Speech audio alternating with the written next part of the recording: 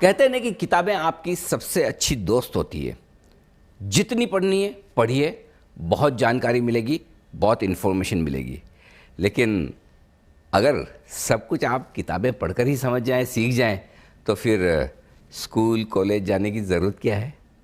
जी हाँ, जानकारी मिल सकती है, लेकिन अगर ज्ञान लेना हो तो आपको ज़रूरत पड़ती है गुरु की।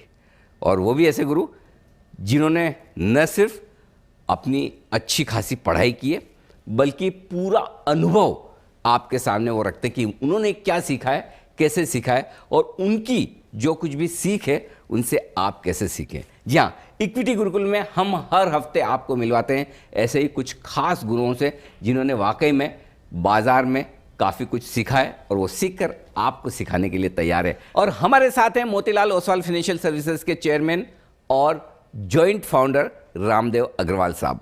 रामदेव सर, स्वागत है आपका जी बिजनेस पर। इक्विटी गुरुकुल में आने के लिए बहुत बहुत शुक्रिया। ये वाकई में ऐसी पाठशाला है हमारी जहाँ पर मैं नाम लेता हूँ कि हम दर्शकों को बता रहे हैं, सिखा रहे हैं कि बाजार के गुरुओं से आपको क्या सीखना चाहिए। लेकिन एक्चुअली और स्पेशली आपके साथ जब हूँ तो एक्चुअली मैं खुद सीखने आया हूँ कि आपसे जब जितनी बार मिलता हूँ मुझे कुछ ना कुछ नया सीखने को मिलता है। 40 साल आपको होंगे मेरे ख्याल से। 1980 से शुरुआत की थी आपने? 1980 से। और जितने गुरुओं का अब तक मैं इंटरव्यू कर चुका हूँ उसमें सबसे बड़े आप हैं जिन्हें 40 साल इस बाजार में हो गए। 40 साल बाजार में रहने के बाद कभी बोर नहीं होते आप? यही एक पैशन है और उस पैशन का एक्चुअल में सबसे लकी मैं हूँ क्योंकि मेरा पैशन मेरा प्रोफेशन बन गया। तो मतलब 24/7 भी स्टॉक मार्केट का एक्चुअली मैं मोती को बोलते रहता हूँ कि बॉस ये सब थोड़ा मीटिंग और कम कर, मेरा थोड़ा मतलब डेटा और इसके ऊपर काम करने दे। You know I still want to read the balance sheet, I still मतलब अभी भी मैं चाहता हूँ कि कोई नया ट्रेंड पकड़ें, नया कोई पुस्तक से कोई नए तरीके से कंपनी देखने की ये करें। क्योंकि शेयर बाजार एक अथाह है, मतलब यानी जिसको दिखता है उसको दिखता है। वही कंपनी किसी दिखती है, किसी नहीं दिखती है। यू नो इन्फोसिस किसी को दिख गया तो 94 में जैसे संजय भट्टाचार्य अपने थे वो उनको बिल्कुल 94-95 में वो जापान से होके आया तो उनको 100 करोड़ में वो कंपनी दिख गई जो अब लाखों करोड़ की हो गई है ना। उनको उस समय समझ में आ गया इसका फ्यूचर बहुत भयंकर है, तो वो अभी तक लेके बैठे हैं 20-30 साल तक।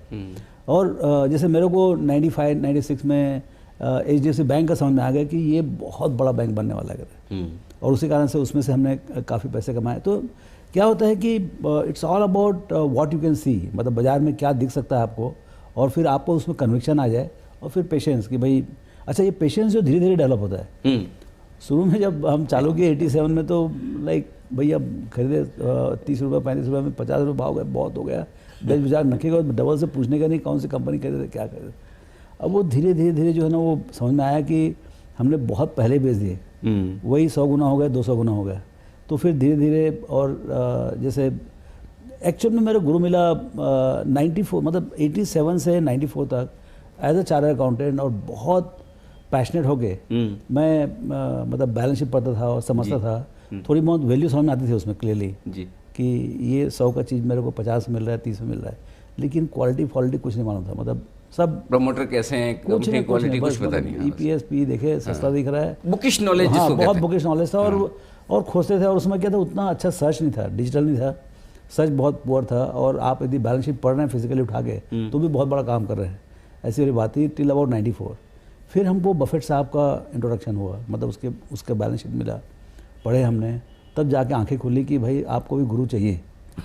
तो वो जो गुरु मिले वो गुरु दक्षिणा जो हुआ उसमें बहुत फ़ायदा हुआ। उसमें हमको एकदम क्लियर रास्ता मिल गया और उनके पीछे पीछे पद चिन्हों पे चलते चलते वो अमेरिका में चल रहे थे, हम यहाँ पर अपने देश में चल रहे हैं। बिल्कुल। और मैं हमारे दर्शकों से ये कहना चाहता हूँ कि अगर आपको वाकई में स्टॉक मार्केट में गुरु की ज़रूरत है, आपको इधर उधर कहीं घूमने फिरने ढूंढने की ज़रूरत नहीं, आपके सामने है। और हर साल जो नहीं बफेट साहब है ना, बफेट साहब है ही है, लेकिन हमारे लिए हिंदुस्तान में आप बफेट है। और सबसे बड़ी बात आपकी हर साल जो वेल्थ क्रिएशन स्टडीज़ आती है वो रिपोर्ट्स लाजवाब होती है। और मैं उसको एक बार नहीं, कई बार मैं 2 बार 3 बार पढ़ता हूँ, तब जाके मुझे पूरा उसका ज्ञान आत्मसात होता है। लेकिन एक चीज़ जो आपकी पूरी अब तक की यात्रा में मुझे समझ में आती है, जो मैं हमारे दर्शकों को सिखाना समझाना चाहता हूँ, 40 साल, ये पैसे 40 साल में क्या इस वजह से बने आपके कि आप 40 साल तक बाजार में रहे, या फिर हर बार आपने ये कोशिश की कि कब मुझे खरीदना है, कब मुझे बेचना है? अरे इसमें तो मैंने 1 मिनट भी खराब नहीं किया। पता नहीं कहाँ समझ में आ गया था कि एक तो पहली बात क्या, देखिए आदमी का स्टार्ट कहाँ, एक तो हम तो सुपर ज़ीरो है चालू करने में, मतलब शुरू में कुछ नहीं था तो हमको पूरा सीखना था। घर में फार्मिंग थी तो वहाँ पर से कोई ऐसा पुरखौती, हमको कोई नॉलेज नहीं था स्टॉक मार्केट का, कोई बैलेंस नहीं आता था घर में, कोई बिजनेस का बातचीत नहीं होता था, सो एकदम कोरा था। अच्छा, पूरा एकदम कोई माइंड में किसान और खेती वाला मामला। हाँ एकदम। अच्छा। तो अपने यहाँ मुंबई में आया, पहली बार ऑडिट वर्क किए तो मानो पड़ा सेंचुरी में समझ में आया, प्रीमियर ऑटोमोबाइल में समझ में आया कि इसके शेयर भी चलते हैं, वहाँ के फाइनेंस डिपार्टमेंट वाले लगे हुए थे काम पे, तो धीरे धीरे समझ में आते गया। फिर वो सीए में बैलेंस शीट पढ़ो ना जी, तो समझ में आता। तो क्या है कि आप जीरो से चालू करो ना तो एक बहुत उसका एक अलग तजुर्बा है। हर चीज़ सीखना है आपको, हर चीज़ सीखना है कि मतलब बैलेंस शीट कहाँ से लाना उसको भी सीखने का है, बैलेंस शीट को पढ़ना कैसे, उसको इंटरप्रेट कैसे करना और उसके बेसिस पे कितना खरीदना। अच्छा, पैसे आपका है नहीं, 0 मल्टीप्लाइड बाय एनीथिंग इज 0, तो आप कितना बड़ा ज्ञान ले आओ, लेकिन आपके पास स्टार्टिंग कैपिटल नहीं है तो आप कहाँ तक आगे बढ़ोगे। तो उसी कारण से आपको समय ज़्यादा लग जाता है। और उस समय था शायद गरीबी भी बहुत ज़्यादा थी कि मतलब सैलरी भी कितना मिलता था, 1-2 लाख रुपया साल का मिलता था, तो बचेगा कितना, 25-50 रुपया। अभी तो अच्छे बच्चों को 25-50 लाख रुपए स्टार्टिंग मिलती है। राइट। तो यदि वही उम्र में 25-27 साल की उम्र में जो ब्राइट बच्चे हैं जिनको शेयर बाजार में करियर बनाना है, वो तो पहले साल ही 10 लाख रुपए रहेगा उनके पास में, जो हमारे पास 10 लाख रुपए 5 साल के कमाई करने के बाद आया होगा। तो एक तो मतलब आप कितने पैसे से चालू करते हो और उसके ऊपर कितना आप मेहनत करते हो। मेहनत तो बहुत करनी पड़ती है शुरू में, मतलब बेतोड़ मेहनत करनी पड़ती है क्योंकि आपको कुछ भी नहीं मालूम है। और सीखते कैसे हो आप, जैसे जैसे आपको मार पड़ती है, समझे ना, मार पड़ने सीखते हो और जो बढ़ता है जहाँ सही होते हो वहाँ पर डबल ट्रिपल भी होता है, तो उससे आपको एक लालच भी बढ़ती है, डर भी आता है, लालच भी आती है। और वो फिर वो डर, अच्छा क्या होता है, जैसे जैसे आपको कॉर्पस बढ़ते गया, आपका पोर्टफोलियो बढ़ते गया, अब जैसे हजारों करोड़ हम चला रहे हैं तो इसमें लॉस भी मतलब छोटा सा लॉस भी 200-400 करोड़ रुपये हो जाता है। अब उस समय छोटा पैसा मतलब लाख रुपए में लॉस भी हो तो क्या 2-4-5 हज़ार रुपये का लॉस होता था। तो क्या है, जैसे जैसे तो अब क्या है, अब लॉस करने की हिम्मत खत्म होती जा रही है क्योंकि अब लॉस का साइज बड़ा होता है। तो अब हम ऐसे देख रहे हैं कि एकदम फुल लॉस मत हो। यदि लॉस नहीं लेंगे आप तो प्रॉफिट भी थोड़ा कम ही होगा। करेक्ट। कहीं कहीं आप रिस्क कम लेंगे तो रिटर्न भी कम आएंगे। हाँ, थोड़ा सा कम होगा। सो लेकिन क्या है कि आपको ये समझना बहुत ज़रूरी है, जो अभी हम सीख ही रहे हैं, अभी मिस्टेक्स होते जाते हैं कि मतलब कहाँ नहीं जाने का। अच्छा, क्या नहीं खरीदना, क्या नहीं खरीदना है, क्या नहीं करने का, है ना। सो जैसे मैनेजमेंट विथ बैड इंटीग्रिटी, मतलब जो बदमाश मैनेजमेंट है, पहले मैं लगता था यार ये धंधा कर लिया, पैसा कमा लिया तो पी मल्टीपल थोड़ा कम ज़्यादा रहेगा लेकिन अपन जीतेंगे उसमें करके, ऐसा मेरा समझ था। लेकिन आखिरी में अब समझ में आ रहा है जो इस बार का वेल्थ कि भाई बदमाशों के साथ आपका उद्धार नहीं है। अच्छा, कहीं कहीं ले आकर गड्ढे में डालेंगे उनको। तो ये अब वो उसको भी प्रैक्टिस करना अपने आप में मतलब है ना, टाइम लगता है। तो ये एक तो ये था। दूसरा ये कि ये बाजार का टाइम जो ये जो बाजार ऊपर नीचे होता है, सबसे बड़ा मिराज है। ये चीज़ मैं आपसे समझना चाहता हूँ क्योंकि आपने 40 साल में क्या देखा, बहुत ऊपर भी हुआ होगा, बहुत नीचे भी हुआ होगा। एक अच्छा क्या था कि 2000 तक जो है ना इतना इंडेक्स आई नहीं, इतना तो कैलकुलेशन पॉसिबल था। मैं मेरे ख्याल से 2002-2003 तक तो मतलब ये आपका पोर्टफोलियो कितना बढ़ा और बाजार कितना बढ़ा घटा एक मालूम ही नहीं पड़ता था क्योंकि एक जगह पोर्टफोलियो होता ही था और बिखरा हुआ था। यहाँ पर 10 शेयर, यहाँ 100 शेयर, यहाँ पर 200 शेयर, 100-200 कंपनी होती है। 95-96 में पहली बार मैं अपना खुद का पोर्टफोलियो 225 कंपनी से कम करके 15 या 16 कंपनी किया। 225 कंपनी? हाँ, आपके पोर्टफोलियो में? हाँ, उसको मैंने कम करके 15 किया, समझे ना, एकदम क्लीन करके। तो एटलीस्ट एक जगह वैल्यूएशन आने लगा। दूसरा ये कि उस समय रोज डायनेमिक वैल्यूएशन नहीं आता था। राइट। आपको फिजिकली जाके शीट में पैसा मतलब हाँ, बहुत मेहनत का काम होता था वो। हाँ, मेहनत का काम होता तो मिलता नहीं था, तो यू आर नॉट बॉदर्ड। लेकिन वो बहुत जरूरी था, वो पॉजिटिव था कि भाई आप इतना ज़्यादा चिंता मत कर अपने पोर्टफोलियो वैल्यूएशन कि बाजार इतना बढ़ गया, मैं कहाँ रह गया, यू नो। सो बाजार की चिंता मत करो, अपने पोर्टफोलियो की चिंता करो कि भाई आप कंपनी कैसी खरीद रहे हो, क्या भाव में खरीद रहे हो, उसकी चिंता ज़्यादा करो। और उसका क्या बाजार आपको, आप जितना मेहनत किए ना उससे ज़्यादा मेहनत मिलेगा, उतना उससे ज़्यादा फल मिलता है। अच्छा। हाँ, आप यदि मेहनत से यदि कोई सही चीज़ खरीदे हो, अच्छी कंपनी रिजनेबल प्राइस में खरीदे हो और यदि कंपनी ग्रो हो रही है 15-20% से, आपको 25-30% रिटर्न। लेकिन खरीदे कब, ये भी तो बड़ा सवाल है। जिस दिन आपको समझ में आ गया उस दिन खरीदो आप। भाई हर कंपनी अलग अलग स्टेजेस में है। ऐसा नहीं कि सब कंपनी टॉप में है और सब कंपनी बॉटम में, ऐसा तो नहीं होता। भाई आज यदि इन्फोसिस, TCS बहुत बड़े हो गए हैं तो बहुत छोटी कंपनीज भी चालू हो रही हैं। आज यदि मान लो HDFC बैंक, कोटक बैंक सब लाखों करोड़ के हो गए हैं, 5-5, 7-7, 8-8 लाख करोड़ हो गए, तो छोटे बैंक भी चालू हो रहे हैं। एकदम ब्रांड न्यू लाइसेंस अभी 1-2 साल पहले भी मिला हुआ है, जो अभी जस्ट देयर ओपनिंग डोर्स, अभी तो ब्रेक इवन नहीं हुए हैं या ब्रेक इवन हो गए तो 1500, 200, 500 करोड़ कमा रहे हैं। तो ऐसे नए बैंक भी हैं। तो आपको ये देखने का है आपको कौन सा बैंक लगता है कि यहाँ से 10, 20, 25 गुना हो सकता है।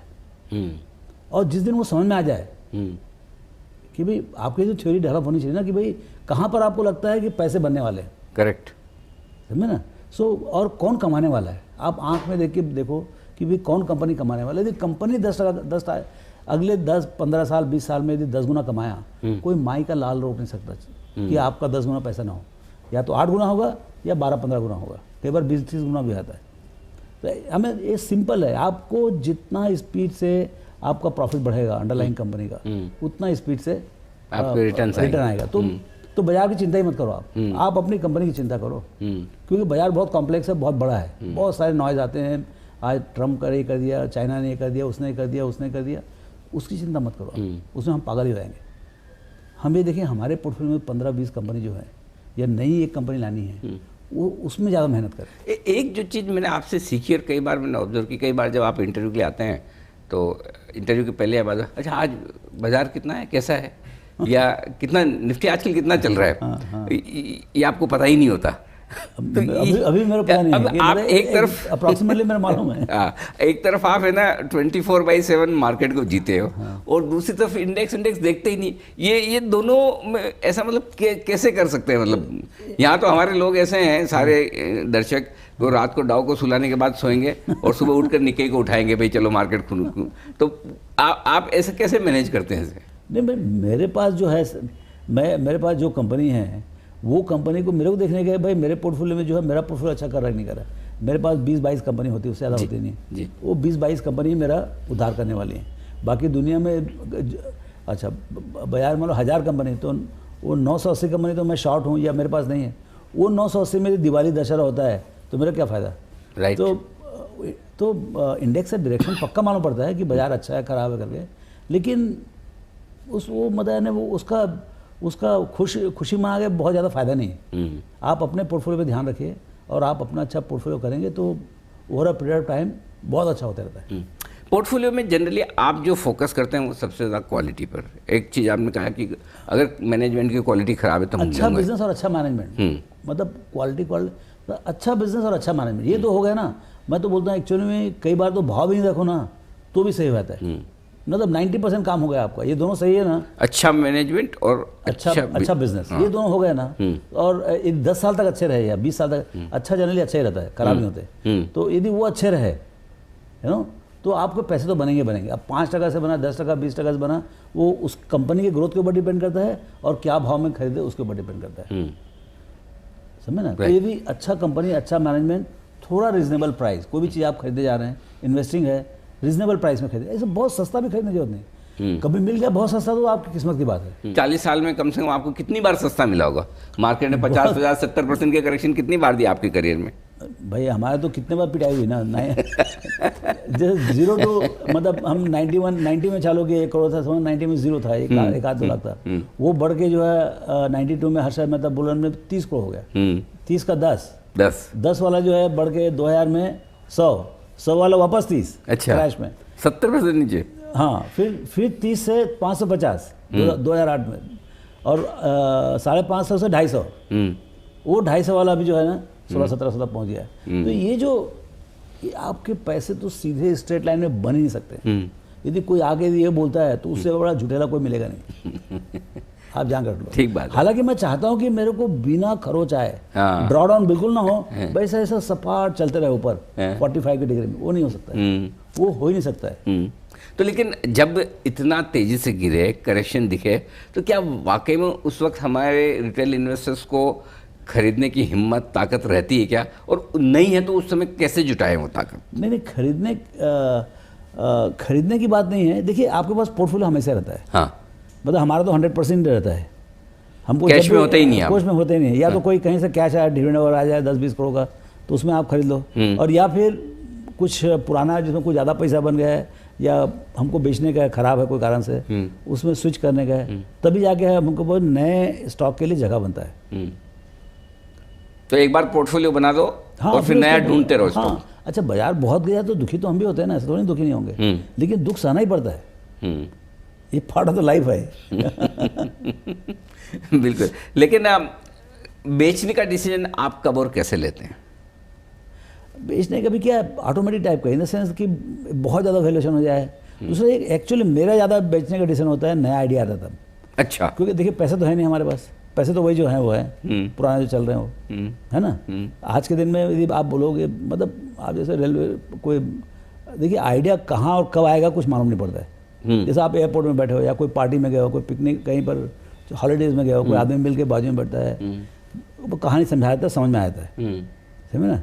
अब वो कोई इवन अब वो कहानी समझ में आ गई है, बहुत हमको लगता है यहाँ तो QGLP चारों है, हाँ, साक्षात है भगवान का, समझे ना। वो मतलब चल के आता है आइडिया, अब वो हो गया, अभी अब खरीदने का है, और खरीदने का तो कैसे खरीदेंगे, तो करो जगह बनाओ फिर, तो क्या, या तो फिर ट्रिम करो पूरा पूरा, या कोई ज़्यादा बहुत सक्सेसफुल हो गया हो, जो 5% खरीदे थे 7-8% हो गए, तो उसको चलो भाई आधा % निकाल दो वहाँ से, हाँ, ठीक। या कोई यार ये 25वां कंपनी हो रहा है, इसको निकालो दूसरा लेके आओ, इस टाइप का। सो कोई कारण से I have to create a space existing portfolio में, और उसी कारण से सेल होते हैं।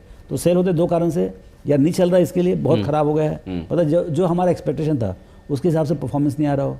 दूसरा ये कि कुछ बहुत ज़्यादा चल गया हो तो उसका डिस्प्रोपोर्शनेट साइज़ हो गया हो, तो उसमें से भी थोड़ा सा हम प्रॉफिट बुक कर लें, इस टाइप का। हाँ, अच्छा, आपने जो QGLP स्टडी बताई, क्वालिटी, ग्रोथ, लॉन्जिविटी और प्राइस, तो इन 4 फैक्टर्स को अगर रिटेल इन्वेस्टर्स को अपने पोर्टफोलियो में उतारना है, तो क्या उसके लिए आसान काम है? एकदम आसान है, एकदम आसान है, एकदम आसान है, एकदम आसान है, एकदम नेचुरल है। ये कोई बहुत थीटा गामा बीटा कुछ अल्फा बीटा जैसा नहीं, कुछ नहीं। अच्छा कंपनी, अच्छा मैनेजमेंट, समझे ना, ये हो गया आपको क्यू। ग्रोथ होना चाहिए, क्योंकि बिना ग्रोथ के बराबर बिजनेस तो बढ़ेगा तो ही फायदा है ना, ग्रोथ। फिर लंबे का ग्रोथ का सोचो आप। अभी क्या है, जो शॉर्ट टर्म जो ग्रोथ है ना, वो सबको समझ में आ रहा है, अगले साल 2 साल का, तो हाँ, तो ये बाजार में अभी बहुत वैल्यूएशन है शॉर्ट टर्म ग्रोथ का। तो आपको यदि मान लो 20 साल का यदि आपका ग्रोथ का कॉल है, 10 साल का कॉल है, तो वो आपको जो कहानी जो है वो आपको बहुत रिवॉर्डिंग रहेगा। सो अच्छा, बाजार जो है जहाँ समझ में आता है, जैसे आज DMart का 100 का P है, किस बात के लिए? इसके लिए नहीं कि इस साल 50% ग्रोथ होने वाला है, अगले साल 25% ग्रोथ होने वाला है, इसके लिए कि ऐसा बाजार की समझ है कि अगले 10-15 साल तक 30-35% से उसका ग्रोथ होते रहेगा। ठीक तो, बात है। हाँ, तो लेकिन ये आपकी समझ है कि आपको जो बाजार की समझ, बाजार जो बोल रही है वो बात में आपको विश्वास है कि नहीं, और या आपको उससे ज़्यादा विश्वास है। कई जगह क्या होता है, बाजार को लगता है कि ये कंपनी में दम नहीं है, या 5% ग्रोथ होगा, 10% ग्रोथ, लेकिन आपको समझ है कि ये कंपनी कोई कारण से ये 15 से 20-30% ग्रोथ होगी, और बड़े प्रेम से 10-15 साल तक ग्रोथ होगी। तो एक तो क्वालिटी होगा, क्वालिटी में तो कॉम्प्रोमाइज़ करो ही मत आप। हाँ, खराब तो कुछ लेना ही नहीं, खराब तो कुछ लेना ही नहीं, घर ही लेके आओ, आप सोने चले जाओ, छुट्टी में चले जाओ, पैसे कैश में रखो, लेकिन खराब कंपनी लाने के घर। एक चीज़ मैं ये समझ लिया। दूसरा ये कि ग्रोइंग कंपनी लेके आओ, अच्छी लेकिन ग्रोइंग कंपनी, जिसमें ग्रोथ का प्रॉस्पेक्ट हो। जैसे नए बैंक्स हैं, तो उनके ग्रोथ का तो अथाह है ना, तो मतलब बैंकिंग इटसेल्फ 15% से ग्रो होता है, और यदि आप 0% मार्केट शेयर से चालू करोगे, तो जैसे SBI 20-22% पूरे बैंकिंग का है, यदि आप अभी चालू करोगे, यदि आपको 25,000 करोड़ भी आपका बुक में रहेगा, तो भी वो 0.1% में नहीं बनता है। तो मतलब आपको बहुत जगह यदि आप सक्सेसफुल होने है ना, तो आपको ग्रोथ का प्रॉस्पेक्ट होना चाहिए, और उसमें आप में कैपेबिलिटी होना चाहिए कंपनी में कि भाई वो ग्रो कर सके। सो आपका हो गया Q और G, और लंबे की बात करी थी लॉन्जिविटी का, वो तो जितना लंबा रखोगे उतने ज़्यादा पैसे, और फिर ये सब के लिए आप पैसे रीजनेबल भरो। ऐसे उल्टे सीधे दाम में मतलब लेने से हो सकता है तकलीफ हो जाए। ज़्यादातर हमने देखा है बहुत महंगा, पॉपुलैरिटी और परफॉर्मेंस एक साथ नहीं आता है। यस, बहुत पॉपुलर कंपनी में मतलब ना पूरा भाव होगा, समझ लो आप, कुछ बचा ही नहीं है, वो मालिक को नहीं मालूम कि क्यों है ये भाव है। ठीक, जब मालिक को नहीं समझ में आता कि क्यों है ये भाव ना, तभी थोड़ा समझ के खरीदने का। लेकिन एक चीज़ है, जब आप क्वालिटी की बात करते हैं, तो क्या ये समझना ठीक है कि अगर आपने क्वालिटी प्राइस के साथ आती है। हाँ। सस्ता लेंगे तो क्वालिटी नहीं होगी। तो अगर ऐसा नहीं, गलती ऐसा से, नहीं, ये गलत बात है। अच्छा, यही तो विजडम है कि आपको क्वालिटी देखो, हाँ, और रिजनेबल दाम में खरीदो। अब जैसे देखिए HDFC लाइफ, मैं मतलब एक एक कंपनी का बता रहा हूँ जो मेरा तजुर्बा है उसके हिसाब से, या भारतीय टेली 2003 में, तो क्वालिटी तो था ना भाई, कि मतलब सबसे नंबर 1 कंपनी था वायरलेस में, और लीडर था, और पूरे कंट्री में टेलीफोन ही था। क्वार्टरली ग्रोथ 100% था। अब इस टाइप की सिचुएशन में आपको 5,000 करोड़ में पूरी कंपनी मिलती थी, 25 रुपये भाव था, और 2,000 करोड़ का मार्केट इक्विटी था, 5,000 करोड़ में पूरी कंपनी मिलती थी।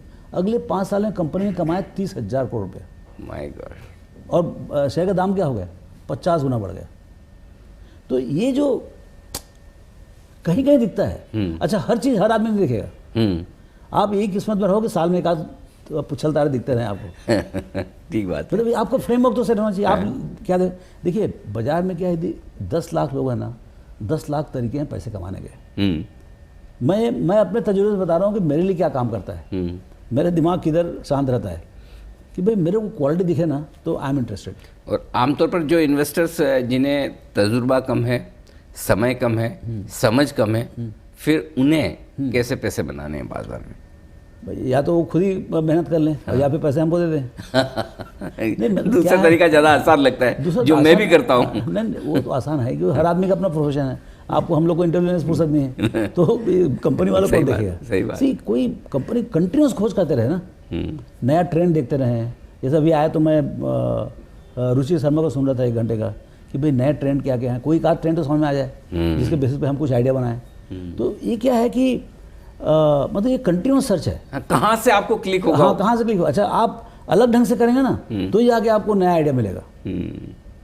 आइडिया नया खोजना जल्दी अर्ली स्टेज में या तो और अच्छा है, मैच्योर हो तो भी चलेगा, वो थोड़ा कम रिटर्न आएगा। लेकिन क्या है, आइडिया कंसेप्चुलाइज करना वो कहीं भी मिल सकता है आपको। आपको ट्रेन में जा रहे हैं, बस में जा रहे हैं, दोस्तों से बात कर रहे हैं, कोई टेलीविज़न देख रहे हैं, कोई एडवर्टीजमेंट देख रहे हैं, कहीं समझ में आ जाए, कोई पुस्तक पढ़ रहे हैं।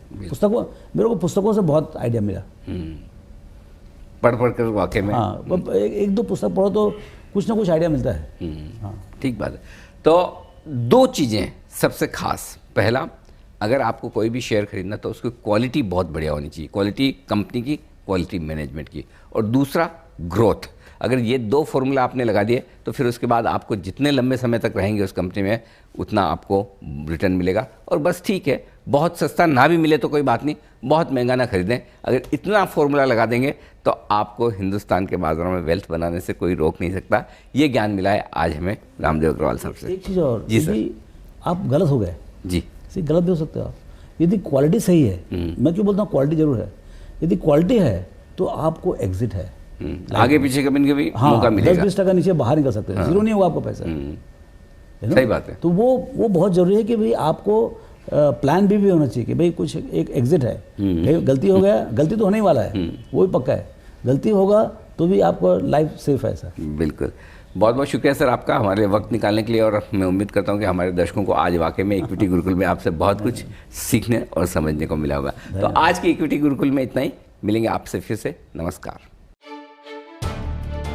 आइए अब सुन लेते हैं कि निवेशकों को निवेश करते वक्त किन बातों को ध्यान में रखना चाहिए और किन से बचना चाहिए।